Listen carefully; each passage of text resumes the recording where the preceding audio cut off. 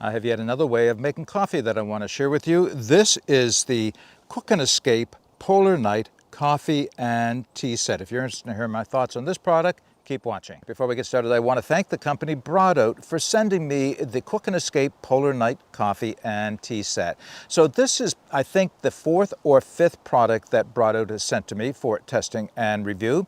And I've got a good understanding of what the company is all about now. So BRoadout is a distributor of other product or other brand name products, all related to being in the outdoors.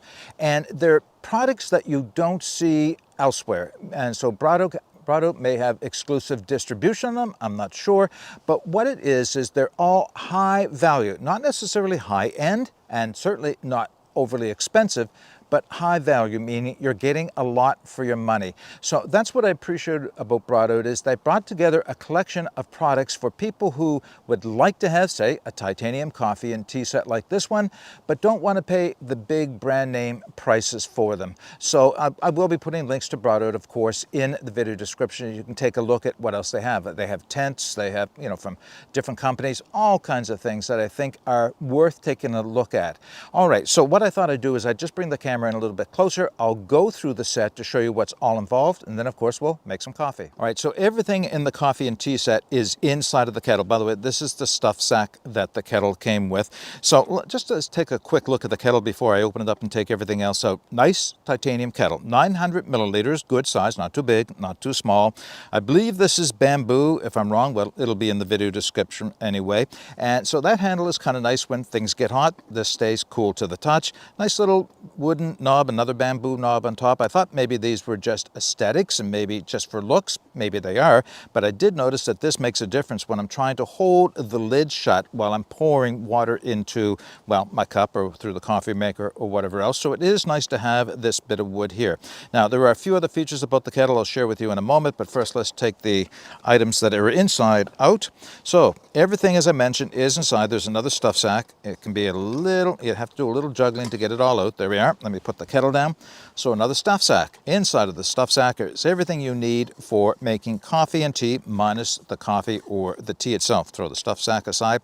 So to start with, you get a double wall titanium mug. It's not very big. It's 300 mils, so it's just over 1 cup. It has butterfly handles, which fold out of the way. It has a lid for keeping things hot. We'll just put the lid aside for a moment. First thing on top is this. This is a mesh strainer that's intended for making coffee. I'll come back to that in a moment and tell you what I've discovered about this.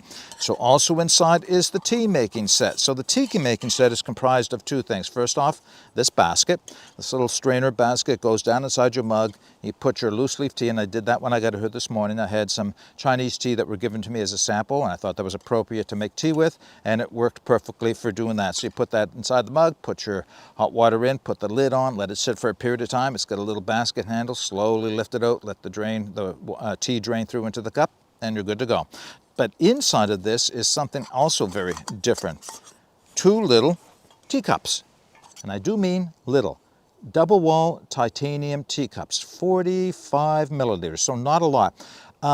Okay, I might as well share this with you right now. This is probably the last time these are going to be coming with me to the woods, because honestly I can't see using this. That's what the mug is for. This will just save a little bit of space if I leave these at home. However, they are functional. They do work. They're kind of interesting, to say the least. They stack. If you enjoy having tea in tiny cups like this, then maybe that's the thing for you. I'll tell you what it probably would work for is espresso. Keeping your espresso hot if you make a small shot of espresso. So maybe one of these will come back out with me. I'm kind of doubting that, though. Let me put that all aside. I want to bring the kettle back into the picture. So the kettle looks very much like most kettles. I do like my kettle. So this is a good size, 900 mils, not too big, not too small, as I mentioned. Beyond the handle, the other thing that's different about it is the lid on top. Can you see that it is D-shaped? So fits in like that. I wondered again if they're just trying to be a little different or if there's some functional reason for having that shape.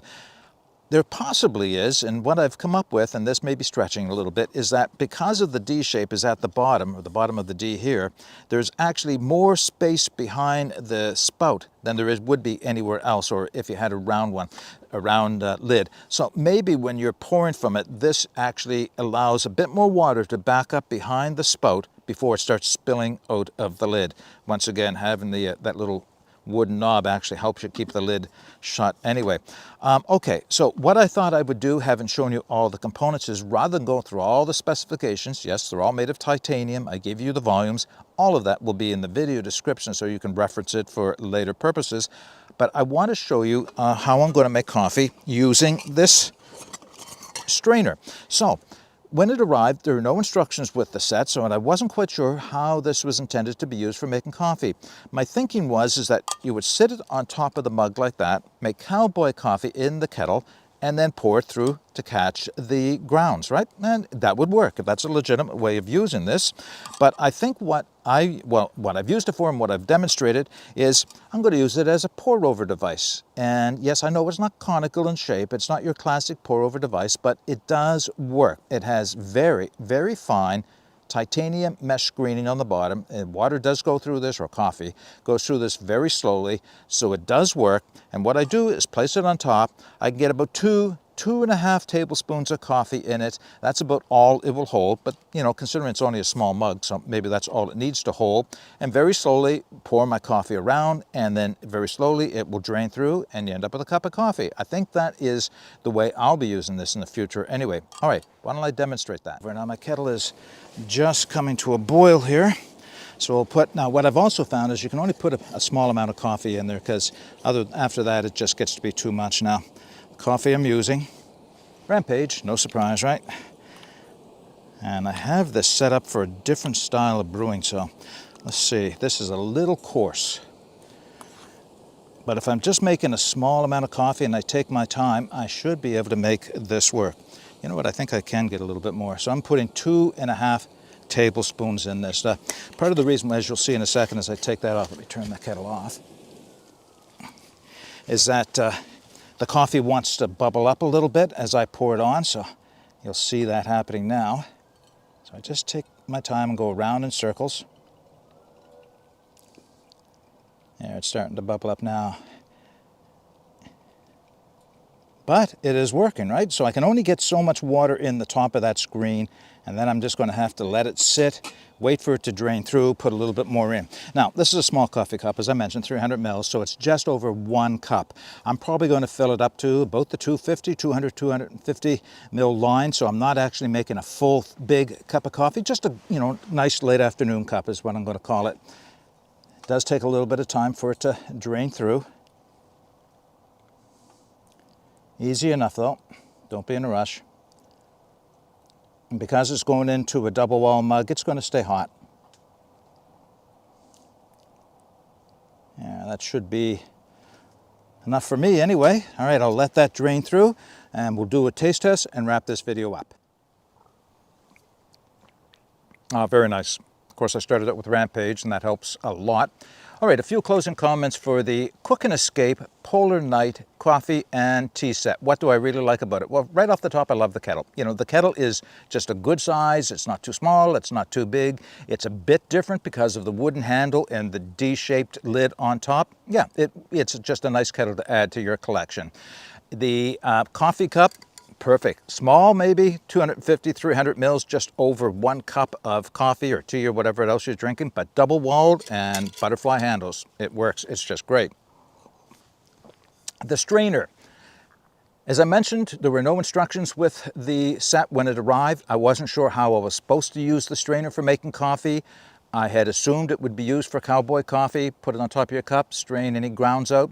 I think using it as a pour-over, as I demonstrated, is a better way of using it, but it's slow and it doesn't make a lot of coffee because you can't put a lot in top of that little strainer.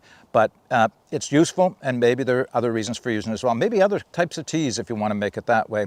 However, it does have that tea strainer, which is designed to fit in this mug, and that works great for making tea. When I first got out here today, I made myself a cup of tea using some loose leaf Chinese tea. It seemed appropriate to use, and yeah, it worked out just perfectly. The only part of this set that I question is the little tiny teacups that came with it. Double-walled titanium teacup, what, an ounce or so each? They're small, they're cute, but they're not something I can see bringing back out with me after today. You may have a different thought on that. If you like using those type of small cups for tea, then maybe that's exactly what you're using for.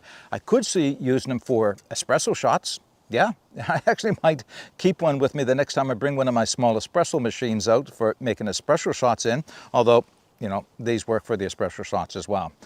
Okay, I'll be putting the links for this set, the Cook and Escape Polar Night Coffee and Tea Set, in the video description. Take a look at the site, because what you'll see, as I mentioned, is all of the components that make up the set are also sold separately. So maybe there's something you don't like, you don't have to buy it. You don't have to get the whole set. If you like the whole set, you're going to save yourself a few dollars, but it's titanium. It's still going to cost a bit of money regardless.